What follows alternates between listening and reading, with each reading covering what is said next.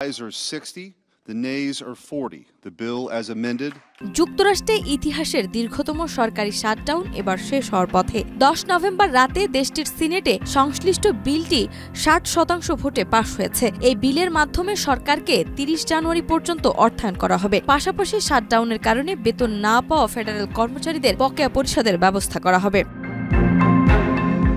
এখন বিলটি house of রিপ্রেজেন্টেটিভসের অনুমোদনের জন্য পাঠানো হবে। হাউস স্পিকার মাইক জনসন জানিয়েছে তিনি দ্রুত এটি পাশ করে প্রেসিডেন্ট ডোনাল্ড ট্রাম্পের কাছে পাঠাতে চান। সপ্তাহান্তে অনুষ্ঠিত আলোচনার পর 7 জন ডেমোক্রেট ও একজন স্বতন্ত্র সিনেটর বিলের পক্ষে ভোট দিয়েছে। বিলটি দীর্ঘস্থায়ী শাটডাউনের অবস্থানে গুরুত্বপূর্ণ পদক্ষেপ হিসেবে ধরা হচ্ছে।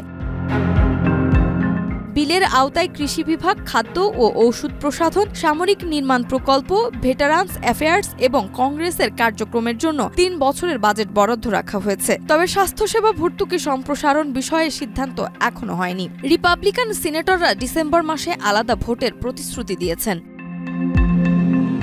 শাটডাউনের কারণে লাখ লাখ ফেডারেল কর্মচারী বেতন ছাড়া কাজ করছেন এবং ছুটিতে রয়েছেন। খাদ্য সহায়তা কর্মসূচি বন্ধ হওয়ায় সাধারণ নাগরিকরাও ক্ষতিগ্রস্ত হচ্ছেন। এছাড়া বিমান চলাচলেও বিশৃঙ্খলা দেখা দিয়েছে। ফেডারেল অ্যাভিয়েশন অ্যাডমিনিস্ট্রেশন জানিয়েছে নিয়ন্ত্রকের অভাবের কারণে 10% ফ্লাইট বাতিল হয়েছে, যা বছরের বৃহত্তম ভ্রমণ মৌসুমে বিমানবন্দরগুলোতে সমস্যা তৈরি করেছে।